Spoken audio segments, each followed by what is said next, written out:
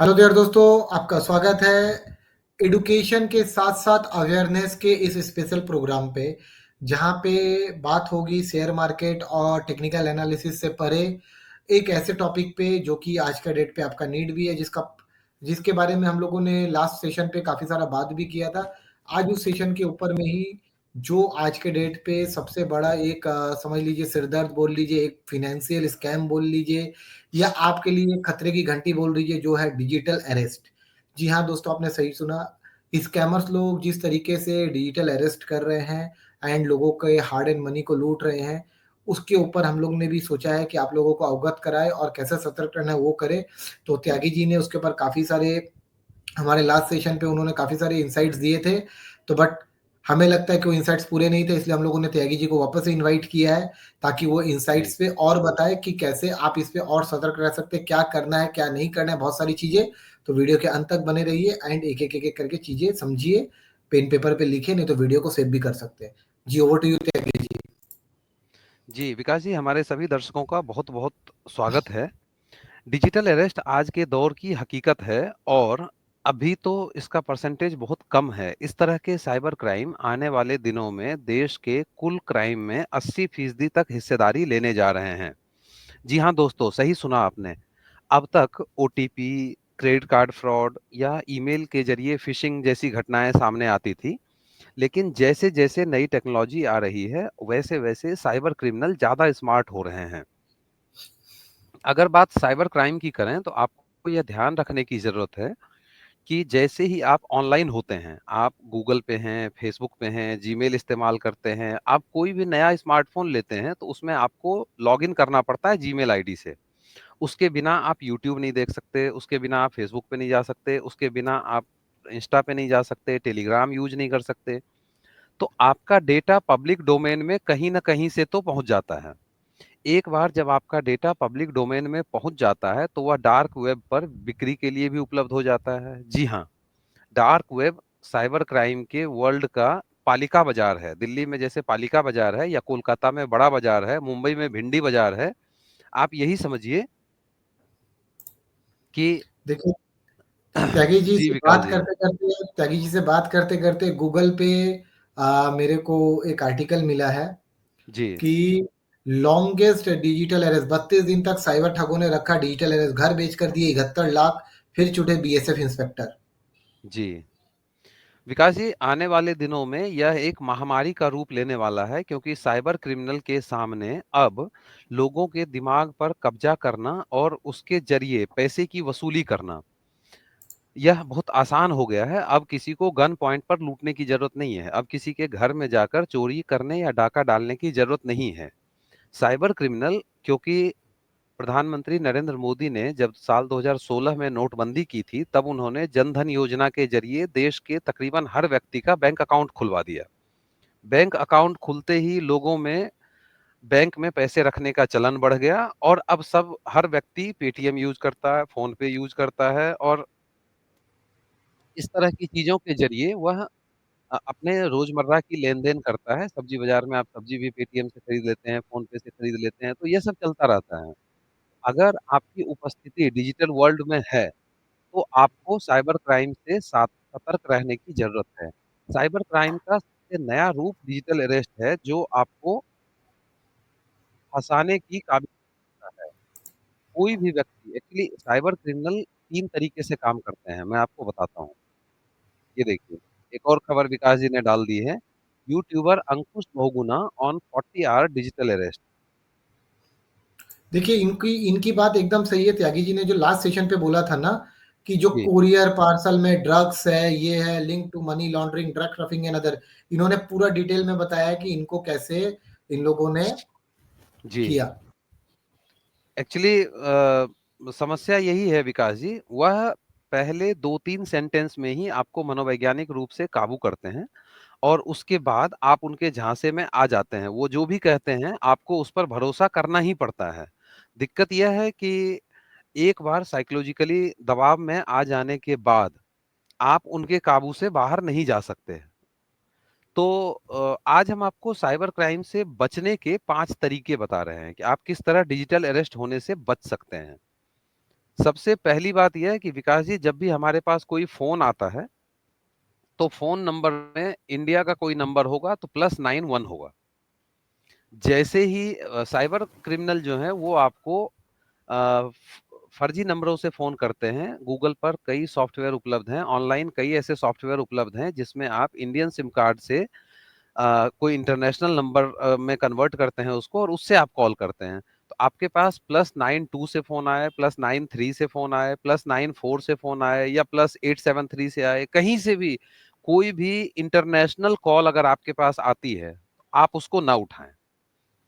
Cyber जगत के expert का कहना है कि मूर्ख लोग डिजिटल अरेस्ट से बच जाते हैं, क्योंकि वो जैसे ही नंबर देखते हैं उन्हें लगता है कि भाई यह कोई फ्रॉड करने वाला नंबर है और उसके बाद वो उस फ़ोन को उठाते ही नहीं हैं। तो सबसे पहला ट्रिक तो आपके हाथ में यह है कि आप फ़ोन उठाना ही बंद कर दीजिए। आप अनजाने नंबर को उठाइए ही मत, बस। दूसरा तरीका यह है, अगर आपने फ़ोन उठा भी लिया है, ये आईवीआर से कॉल करते हैं कि आपका एक इंटरनेशनल पार्सल आने वाला है जिसमें कुछ चीजें हैं, वह पार्सल वापस लौट रहा है। तो दोस्तों, हमें लालच में नहीं पड़ना है। लालच बुरी बला है, यह एक पुरानी कहावत है, हमारे पूर्वजों ने यह समझाया हमें। तो आपका कोई कुरियर आने वाला था तो वो आपके घर पे आके डिलीवर होगा। अगर आपने कुछ मंगाया, आपने जियो मार्ट से मंगाया, आपने अमेजन से मंगाया, आपने कहीं से भी कुछ मंगाया है, ब्लिंकिट से मंगाया, ग्रोफर से मंगाया, जो भी मंगा रहे हैं, फ्लिपकार्ट से मंगा रहे हैं, वो आपके घर पे डिलीवर होगा। वो अगर वापस लौट गया तो इंडियन नंबर से ही कस्टमर केयर वाला फोन करके बोलेगा या आपके ऐप में दिखा देगा कि वो वापस लौट गया है, आपकी डिलीवरी नहीं हो पाई है, आपका पैसा वापस हो गया, अगर प्रीपेड ऑर्डर है तो। और कैश ऑन डिलीवरी थी तो फिर तो कोई बात ही नहीं है, सामान नहीं आया, आपने पैसा नहीं लिया।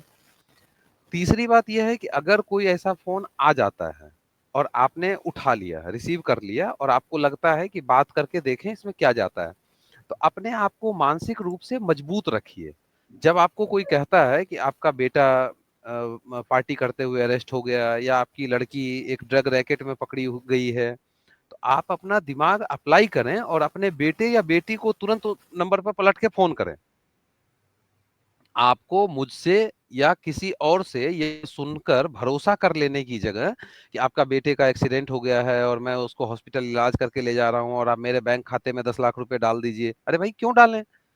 आप अपने बेटे से तुरंत बात करिए कि बेटे तुम कहाँ हो, तुम्हारा एक्सीडेंट हो गया है, एक्चुअल स्थिति क्या है, तुम अपना वीडियो कॉल करके मुझे दिखाओ कि तुम कहाँ हो, क्या कर रहे हो, किस स्थिति में हो। किसी भी अनजान व्यक्ति की बात पर भरोसा ना करें। यह हमारे एंशिएंट विज़डम में है, हम सभी लोगों को सिखाया गया है कि सड़क चलते भी अनजान आदमी कोई बोलता है कि अरे भाई आपके पैसे गिर गए, तो भाई ठीक है, तू उठा ले, कोई बात नहीं, मुझे नहीं चाहिए। मेरी जेब से मेरे पैसे बिना जेब से निकाले कैसे गिर जाएँगे? और अगर मैंने इतनी लापरवाही से रखे हुए हैं तो वो गिर ही जाने चाहिए। इससे भी महत्वपूर्ण बात यह है कि जब आपको फ़ोन किया जाए और कहा जाए कि आपके नाम से कुरियर आ रहा था जिसमें ड्रग्स है और हमने उसकी रिपोर्ट कर दी है मुंबई में, और आपको अभी मेरे एक दोस्त के साथ हुआ कि उसमें 8 पासपोर्ट हैं, कई लोगों के आधार कार्ड हैं, सिम कार्ड हैं और ड्रग्स है। तो आप उनसे ये कहिए कि भई मैं अपने नज़दीकी थाने में जाके सरेंडर कर देता हूँ।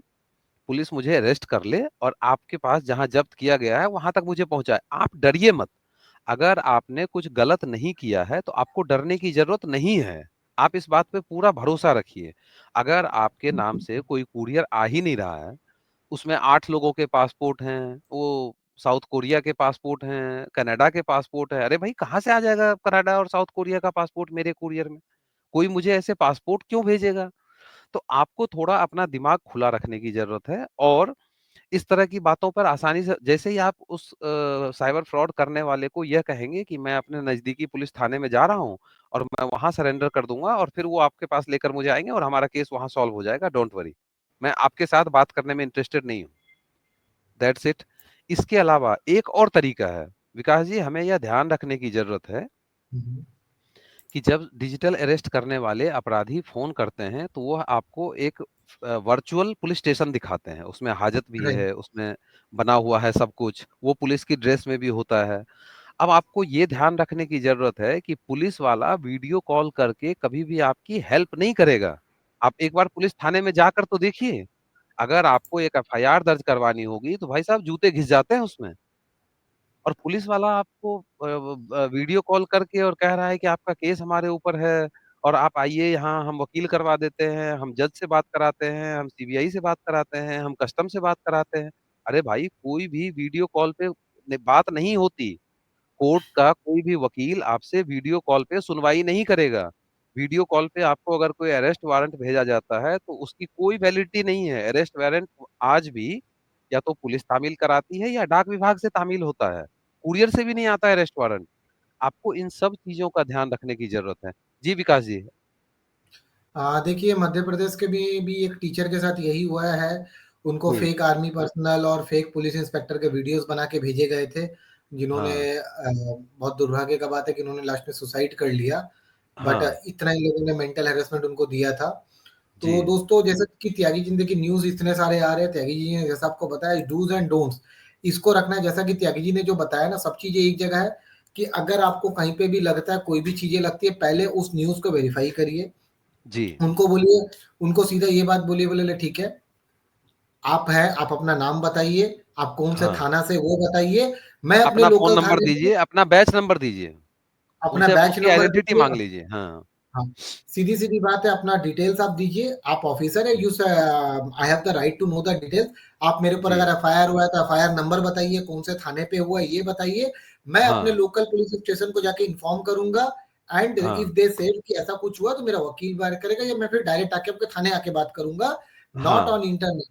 और यस। ₹1 देखिए सीधी-सीधी बात है, कोई भी पुलिस ऑफिसर आपको इस तरीके से या कोई भी गवर्नमेंट ऑफिसर इस तरीके से फ़ोन करके आपसे सेटलमेंट के रुपए नहीं माँगता, ये चीज़ मानिए। जहाँ पे बात रुपए पे आया, वहाँ पे समझ लीजिए कि दाल में कुछ फ्रॉड है, काला है, कुछ गड़बड़ फ्रॉड है, है। लाइन काटिए, लाइन काट के चलिए। मेरे को जैसे समझिए, मेरे को दिन में 10 फ़ोन आते हैं कि हम ट्राई से बोल रहे हैं, 0 दबाइए, 1 दबाइए, आपका नंबर अनऑथराइज्ड यूज़ हो रहा है, ये हो रहा है, मैं सीधा लाइन काट देता हूँ। क्योंकि जी। ट्राई के ऑफिसर कभी भी फ़ोन नहीं करते हैं। और ट्राई अगर ट्राई विकास जी, हमें यह भी समझने की ज़रूरत है कि ट्राई जैसी संस्था पब्लिक डीलिंग के लिए नहीं है। ट्राई राइट, से आम लोगों का कोई मतलब नहीं है। आपको फ़ोन आएगा तो जियो से आएगा, वोडाफ़ोन से आएगा या बीएसएनएल से आएगा या एयरटेल से आएगा। ट्राई कभी किसी को फ़ोन नहीं करता। ट्राई तो रेगुलेटरी अथॉरिटी है, वो फ़ोन क्यों करेगा किसी को? राइट। तो दोस्तों जी। ये डूज़ एंड डोंट्स जो त्यागी जी ने आपको बताया है, इसको ध्यान पे रखिए। एंड देखिए, सीधी-सीधी बात है, सावधानी हटी, दुर्घटना घटी।